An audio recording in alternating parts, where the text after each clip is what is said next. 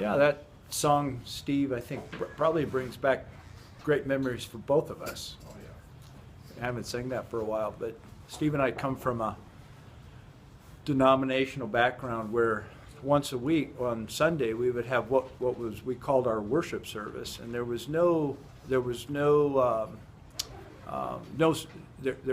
pre-programmed service. It was a we all sit in a semicircle in our pews, and then it was led by the men in the congregation in kind of a spontaneity kind of way, and a man would rise, and only the men in our particular denomination could talk. The women, were not allowed to talk.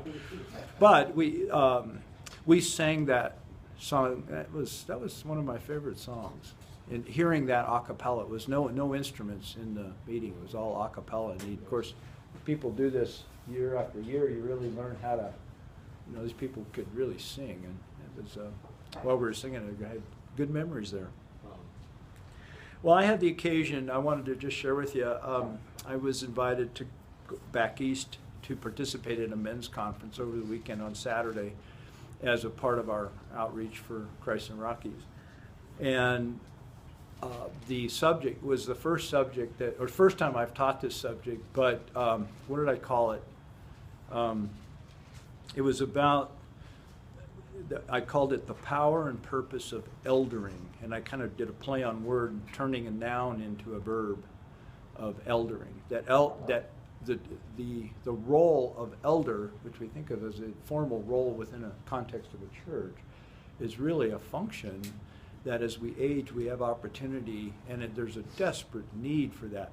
Another way to say it would be mentoring, but I'm attaching a little bit differently. Specifically, you can mentor at a much younger age, but eldering, the gray hair or the no hair kind of thing. And wow, it really went over. So my target group was 55 and up. And I'm going to play a little clip.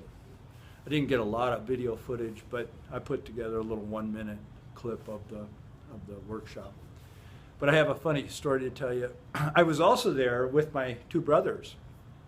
I invited our middle brother lives in New York, and so he's near Washington D.C. And so I invited Chris, my younger brother, in Greeley, and we planned this for a while, and so we flew back, and so the three of us. The conference was Saturday, and then Sunday we had all day, and that was my birthday. So we had all day in downtown Washington D.C. to see I'd never been to Washington before. And both of those guys are history buffs, so it was really fun. It's fun being with those guys. When is your birthday? March 13th. That's right. Mine is too. Oh, happy birthday. I turned 27. How about you? As my kids are saying, I celebrated my 3rd anniversary of my 23rd. So I have a funny, we just had a great time, but Monday we flew back late, and so I had to return the rental car, and I rented in one of those off-site, I just go to Expedia and just do the cheapest car. So I did dollar rental, and it happened to be off-site from Ronald Reagan Airport. And so I put in the GPS coordinates, the address of where this rental place was. I had no idea where it was. We landed at night, and we called them to get, okay, what's the drop-off point? And I put this in. So from there on, we're navigating our way into the city, into Ronald Reagan Airport, and it's right just south of the mall, right, in downtown, it's in Washington D.C. area. And just listening to the instructions of the GPS, and it takes me to Ronald Reagan Airport, to the car rental drop-off spot, which is not where I needed to be. But then, it's pretty busy, and so I decided I need a timeout, so I just pulled into the budget and went across the little the spikes, and those guys know you're in the wrong place. They can see your car, and somehow these cars are marked. They know what property those cars are, and he goes, "Well, you're in the wrong." I go, "I know, but I need some help. I need to be able to get out and then get back over. And so well, you need to go down, it's easy for you. And its place is just, it's a parking garage, and it's just chaos in there. These cars moving all around, and fortunately, I was able to laugh about this thing. And he goes, now, if you make the wrong turn, you'll loop back through, and I'll see you again. So my last words were, I hope to never see you again. Thanks for your help. So I loop around, and oh my goodness, and then I make this right turn, and there he is. I didn't make it out. And I said, I know I'm not the sharpest guy here, but I'm really trying to make this a better thing. And I said, and I had my GPS coordinates in. It's the GPS's fault, So he said, well, let's try it again. And then this young guy came buzzing up. He goes, and he could hear these guys know what's going on, I guess. And he says, here, follow me. And so followed him around, and I couldn't have found my way out of there. We had to go up a couple levels and loop around, and he brought me to the gate, the exit gate, which was above ground. And so I went up through the booth, and the guy there said, I can't let you out. And I said, well, that's what they said. I need to get out so I can get to the. He says, I'm sorry, I'd lose my job if I let you out. And he said, so what? Just back up. And he says, what I'd suggest you do is Hertz is the same as dollar, and take it to the Hertz drop off. And so, and actually, that turned out to be really good advice. I hope they got the car back. So I turned around and got into the Hertz, the Hertz thing, and the guy says, well, this is $1. And I go, yeah, but the guy at the gate said I can't get out. You drop it off here. He goes, well, do you need a receipt? And I go, I guess the answer to that question is no. What am I doing?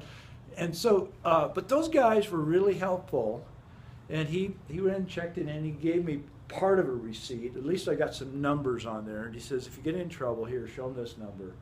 And then he called. He goes, are you walking over or driving, or you walking or want to ride? By this time I didn't know the answer to anything, and so he goes, Eric. So he called Eric. I guess he figured it out, And so we had all our luggage out of the car. So Eric comes over. He goes, well, I'm here to give you a ride. Yeah, okay. He goes, well, your luggage needs to go with you. We're going to take your car. So we had to put all the luggage back in, and took us over, and we had quite a laugh about that whole thing. So, You never did figure out how to get out of there. Never did. Well, I was to the gate to get out, but the guy wouldn't let me out. But why? Because he didn't have a ticket.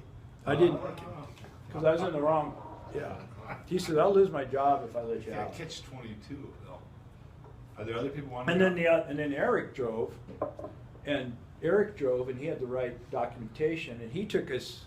He was driving. We went out that same gate. There was a song written years and years ago about the MTA that kind of had that same theme in it. The guy that didn't get his ticket never saw again. He lost where he We were laughing. Eric was a really cool young guy, and we were laughing about it. And I go, my comment was, "Yeah, Eric, we've been in there 3 days trying to get out." Right church, wrong pew. Yeah, it was fun. So we'll see. I'll keep you. If I get an invoice from Dollar Rental for the cost of the car, we'll go from there. But. So anyway, I put together on the plane coming home, I put together this little 1 minute 20-second video of the workshop. And the end of the workshop was I taught the guys the men in the workshop how to blast, just like we did here, same thing. And it's a touching, and they gave me permission to go around video while they were doing that. So I'll play that. The lights down. Yeah. Sure. Iron sharpens iron is the conference.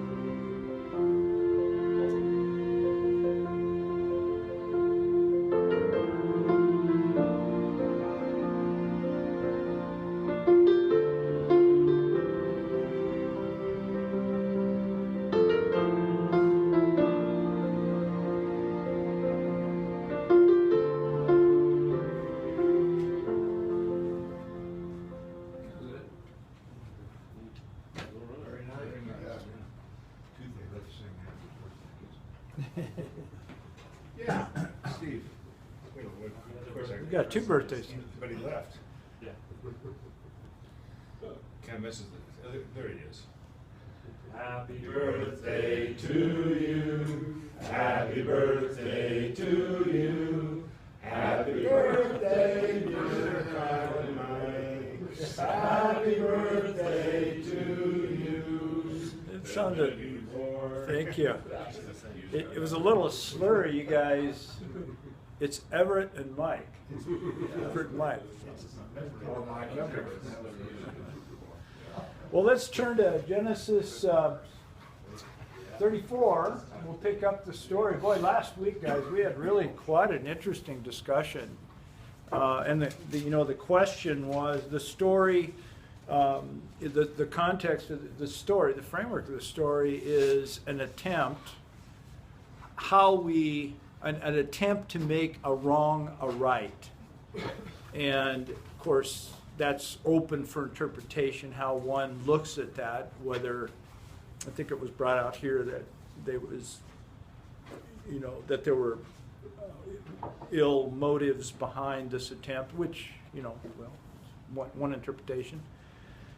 And, but is that possible? Is it possible to make a wrong such as this?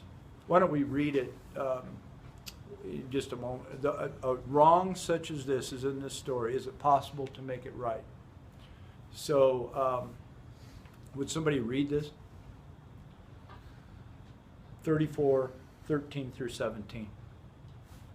Because their sister Dinah had been defiled, Jacob's son replied deceitfully, as they spoke to Shechem and his father Hamor. They said to them, "We can't do such a thing. We can't give our sister to a man who is not circumcised. That would be a disgrace to us. We will give our consent to you on one condition, only that you become like us by circumcising all your males. Then we will give you our daughters and take your daughters for ourselves. We will settle among you and become one people with you. But if you do not agree to be circumcised, we'll take our sister and go." All right. All righty. Should've taken Wow. them out. What's that? Should have taken me out. Yeah, yeah. So this. And the fish are cut bait. So can a wrong? Here, right up here, guys. Can a wrong? Don't have that hooked up. I can't point to it on the screen for some reason. Right here, can a wrong such as this that has occurred to Dinah, can that be made right? And a pretty definitive general feeling of the group from last week was no, you can't make this right. And in other words, I do agree that we can't undo an evil that has been done, but can that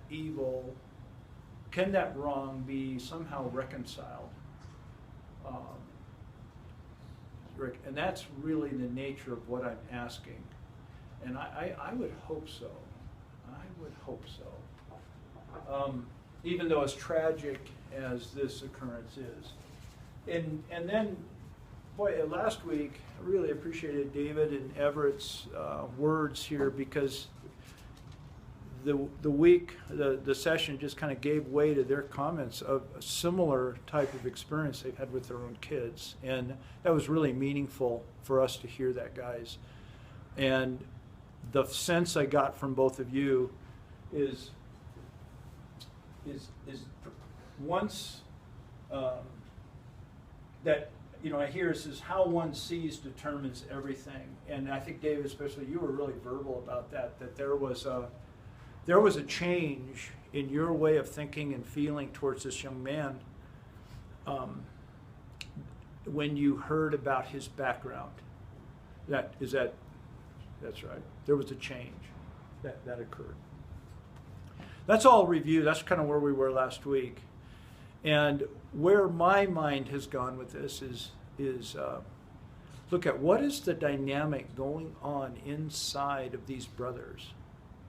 Picture this room with Hamor, Shechem, Jacob, and the brothers. The brothers come in from the field and they are livid. Jacob is silent. Hamor is making his appeal come and join us. Come and join us. Be a part of us. My son wants this woman. Shechem then responds and says, I will give you anything. Remember, we talked about the blank check. He wrote a signed blank check and said, I will do anything, but I want this woman. And it's a desperate, it's charged with emotion. Dinah is not there. She does not have a voice in this context. It would be different today, but it wasn't then. It was the men who made the decisions. And that's the setting. You know, that's the setting of this. And so when the proposal was delivered, would you come and be part of us, and you can have free reign in the land, and take our daughters, and we will take your daughter. You know, this was a proposal of coming together, and let's try to make it right, at least from the all appearances. What is going on in their heads? It's like when the proposal's made, if this was being shot as a movie, all the characters would freeze in position as this proposal is being thought about by the sons. Okay, so then we pick up in verse 13 that what does verse 13 say? Jacob, I've got it right here, so I'll read it. Jacob's sons, after that moment of pause, Jacob's sons answered. Notice Jacob is not talking, the sons are talking, which I think is interesting. Jacob's sons answered Shechem and his father Hamor with deceit. Now, where do you suppose they got that? They've been hanging around the old guy for a while. With deceit. Why? Because he had defiled their sister. Okay, they chose deceit. And so the question I've been working with, how do you get there? You know, how does one get to answering deceitfully? Why? Okay. It's truly fighting fire with fire here. Why is that? So that's what we're going to look at. We looked at the story, the question, can a wrong be made right? Now we're going to move to this, the decision. Okay, what's the decision? Okay, we've got our eyeglasses, we're looking at the story, an attempt to be made, a wrong being made, attempting to be made right. How one sees is everything. The question, can it be made right? And then I look at it as there's two avenues, two directions. One direction is the key words here: receive and resist. Both are words. We know where the story is going. The natural response to something like this is this thing wells up in us, guys. And we probably know it how it feels rather than intuitively. We know what it's like to receive bad news, or what we perceive as a bad idea, or something we disagree with, and something wells up within us. And the answer is no. Okay? And I look at that like a layer cake. And this really is going to show how they made their decision. But this natural propensity to resist, no. And we see it all around us. We see this everywhere, resistance. And well, what's underneath resistance? And I look at it like a layer cake. Well, the reason we resist, in my opinion, is because of protection. Because the alternative is to receive it and to try to do something with it.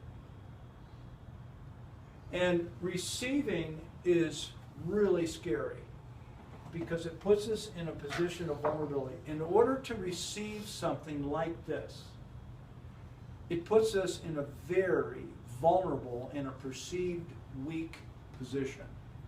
And we don't like that.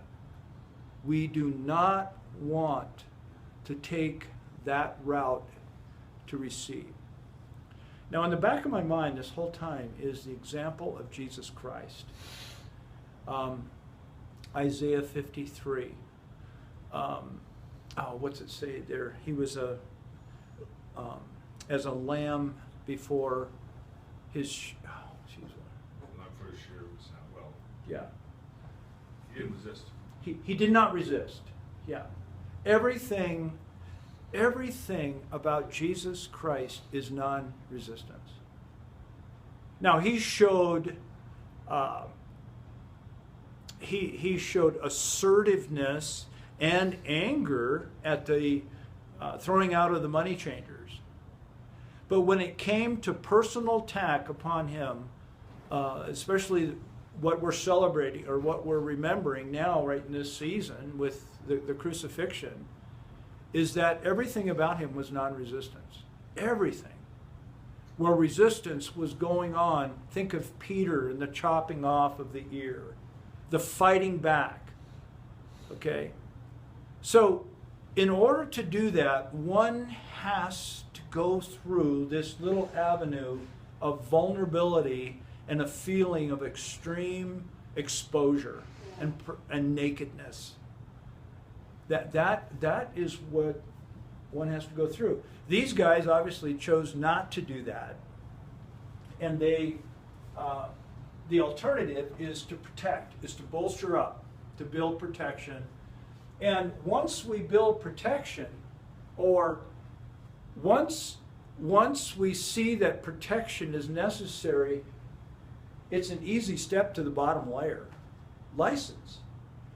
We become acutely pragmatic. Pragmatic is a theory of, what do you call it? Just theory of reality, pragmatism, where the end justifies the means. And we become acutely pragmatic that, gee, if I need to protect, I'm going to resist, and I'm doing that through protection, then obviously I can do whatever means I can choose, and it's okay. I'm giving myself license. That is the only way I can attempt to explain this level of drop in response. Just a minute, Carl. To answer where this story is going is absolutely absurd. And so I'm trying to see, where did the slippages happen? Where did this start to drop? They've given themselves permission and license to do this. Okay, yes, Carl. Was the option to intermarry actually not on the table for them? Did God give the people not the instructions not to intermarry with the people around them? And so as this Shechem brought this, Shechem, I think it was? Shechem. Brought this proposal to them, for them it was an option. I'm sorry, but we've been instructed that we can't intermarry with you folks, so that's not an option. Well, they didn't say it, but that is a great response, or that's a great thought. However, I am not able to see that instruction up until this point in the story. The only, just a moment, the only instruction that I can see, and I could be wrong, is the instruction of the promise. The promise is, I'm going to give you this land, I'm going to bless those who bless you, and I'm going to curse those who curse you. But I see no instruction in the text in Genesis up to this story. Okay. That comes later. It comes later, and of course the question is, why later? Which is fascinating. But okay, go ahead. Well, I mean, I had that same thought the last time I raised it, and I was talking to Art, and I realized then that at this point, we don't have Deuteronomy. Until they come out, they're still a tribe living like almost all the other tribes, a very basic fundamental existence, except they have this promise and they're circumcised, which is about the only unique identifiers they have. And we do know that by the time Jacob's gonna take his tribe down into Egypt, he's gonna have to get wives for his son somewhere. I mean, it can't come from within his tribe, as far as we know it. It's gonna have to come from the surrounding area. So why not them as well as anybody else, I guess, is what kind of raised up my mind. Because, you know, they're gonna get wives, and they're gonna have kids, and then they're gonna take that whole commune down into Egypt. So the other question, if we're not gonna get wives here, where are they gonna come from? Regardless of whether they had this mandate not to intermarry, that wasn't the only option. You know, what they did was not their only option. And Mike's right, they took a bad option and justified it in their minds. They could have walked. They could have taken Dinah and gone. Yeah. They didn't have to intermarry, and they didn't have to whack these guys. Yeah. Why they took the road they took is, I don't know. I mean, Jeff, that's exactly where my head was going with this. Why this? I mean, it's absolutely absurd where this story goes. And these are the people, quote, the people of God. Anger is the only thing I can Yeah, think of. anger. And anger, and once you're there, it's, I can do whatever I want. I'm judge, jury, and prosecutor, and executor. Well, and we do that in our own lives. We set a scenario up where we've got option A or option B, and we don't even consider Yeah. option C, D, and E. Yeah. You know? And so- I think that's what they did. I keep thinking of Jesus sitting there saying, don't you guys realize I can call down 12 legions of angels and Yeah. end this thing right now? Uh-huh. Well, that's what these guys did, essentially, in effect. Uh-huh. He said, no, I'm not gonna do it. But you know what we're exactly, and guys, I'm asking us to go deeper in our thinking here. Is that, gee, you know, these people are supposed to be in commune with God. I mean, we've got the story of Jacob. We've just come off a transformational story with Jacob, and God has granted them verbally the promise to be a blessing. And they come into and this wrong is done to them. This wrong is done to them, and it's we can't argue with that. It's a tragedy what's happened to their sister. But then this response by the people of God, and where this is going is just unbelievable. Yes. You know, the initial anger is a natural situation, but, well, what Scripture says, do not exchange evil for evil. What we're doing when we do that, and believe me, I Yeah. can go into my past and think of a lot of, Right. when you feed anger, it grows. Yeah, you only get more anger. That's right. Yeah. You're feeding the wrong substance. Yeah. Because we look at things and, you know, God's way is always 180 degrees off of what our little mind comes up with. And so that we do the wrong thing and we feed the anger instead of reaching for the forgiveness. Yeah. And that's where my problems have always lied, is Well, I think- going the wrong direction. I don't think you're alone, and this is why I like this word receive. You know, I'm looking at resistance is the natural, which leads to all this stuff that creates more issues. But the ability to receive it, not that we agree with it, but non-resistance. Jesus is our example. It tends to diffuse the situation. And I think I go with Jeff. Why can't we think outside the box here? What couldn't be some other thing? If I might, What's that? if I might. Yes, sir. Also related to last week, because this is really the longer pole in the tent in my story. And this is not about me, it's about him. Because when this situation with my daughter occurred, and when I first learned of it, it's one of those vignettes in my life that will never ever be forgotten. I can tell you exactly where I was sitting and who was sitting Yeah, where. I bet you can. I think God orchestrated the whole thing, because I was sitting on the floor, and my daughter was sitting next to me on the couch where she was. I had to actually look up at her during this conversation, and when she looked down at me with tears in her eyes and said, "Daddy, I'm pregnant," at that very moment, I lost control, but not in the way you might jump to. Because through his grace and through his power, my first words were, Wendy, I love you. There you go. That, And I don't even believe I received that in my own power, because that anger, I mean, it was there. Okay? Not knowing anything about the specifics or who or any of the rest of that. The anger, I mean, it was just, you know, ready to, and I will testify and tell you to this day that had those words not been spoken the way they were spoken, I don't know what the future would have. yeah, that was, The power of the wow. Holy Spirit allowed me to receive his love and give it back to my daughter, and we were able to move forward from there. Wasn't all roses, don't misunderstand No. me, but the foundation was laid.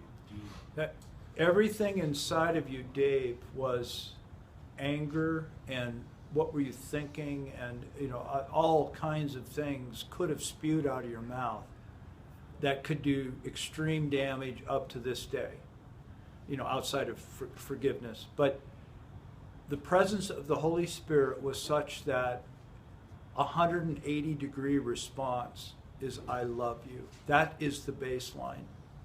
That is a marvelous response and a great story and a great way to end this.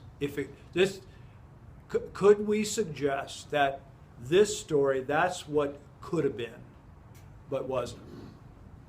So we'll leave it there today, and we'll pick it up next week and move on through this story. So thank you very much.